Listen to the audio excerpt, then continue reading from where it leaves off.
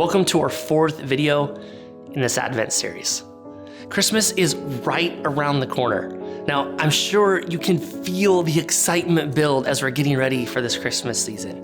And so today we're exploring the concept of peace. Often, peace is understood as an absence of violence or an absence of tension. Now, while this might be true in the many settings of our English language, the Bible offers us a much more robust idea of peace. Now, in the pages of the Old Testament, peace is referred to as shalom. But it's so much more than that. It's not just a word, it's more of an idea. This idea of shalom is one of the largest overall themes in the Old Testament. It holds together God's vision for creation and the way Jesus reaches into our world to make this vision come to life. This peace means so much more than just an absence of violence. Instead, it's the vision of what God designed the world to be. And it even includes God's vision of heaven and a new creation.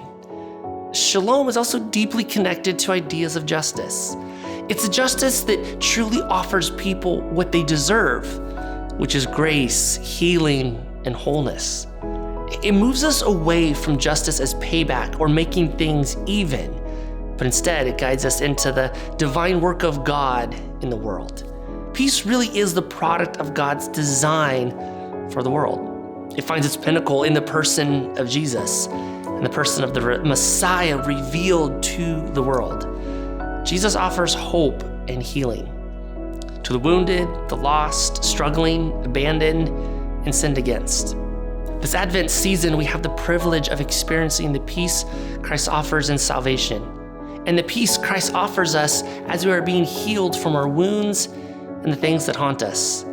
The reality is, we still might see violence and destruction in our world, even though the peace of Christ is reaching out to us, to you, and to me. And even though we have experienced the gift of God's salvation, peace doesn't make these things go away.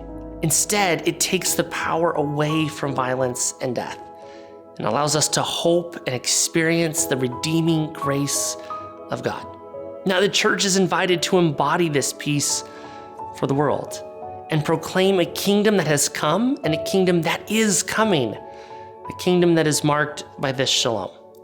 I pray this Advent season, our God will offer you a profound sense of peace in the midst of the chaos in our world and the turbulence of our own lives. I also pray that we might be able to break through the woundedness of those around us and invite them into the saving and redeeming peace of our God. Amen.